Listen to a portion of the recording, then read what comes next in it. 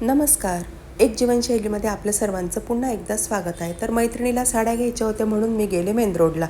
तर ती माझी गणपती बाप्पांच्या मंदिरापाशी वाट बघत होती. तिथे बाप्पांचं दर्शन घेतलं, मग निघालो समर्थच्या ज्यूस सेंटरमध्ये. समर्थचं ज्यूस पिलो आणि बाजार करायला सुरुवात केली.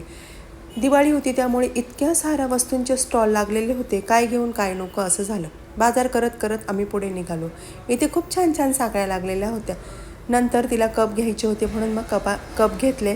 आणि इथे बघा ना, 10-20 रुपयाच्या वस्तूंचा स्टॉल लागलेला होता. अतिशय कमी किमतीत खूप छान छान वस्तू तिथे ठेवलेल्या होत्या. 2 तास तिथे घालवले आणि 30 रुपयाच्या वस्तू घेऊन आम्ही दुकानाच्या बाहेर पडलो. बायकांची सवयच ती. नंतर मेन काम म्हणजे तिला घ्यायच्या होत्या साड्या. मग काय, साड्यांच्या दुकानात गेलो. साड्यांच्या दुकानात इतकी सारी गर्दी होती. 2-4 साड्यांची दुकानं गेल्यानंतर इथे तिला थोड्या साड्या चांगल्या वाटल्या. नंतर तिने सगळ्याच अंगावर टाकल्या. काठपदर घेऊ की डिझायनर घेऊ यात ती खूप कन्फ्यूज होती. नंतर तिने 2 साड्या कशा तरी सिलेक्ट केल्या आणि आम्ही बाहेर आलो. मग मला पोत गाठायची होती म्हणून सराफ बाजारात गेलो. तर इथे आज ना थोडी कमीच गर्दी होती पोत गाठायला. मग काय, पोत गाठली आणि पुढे निघालो.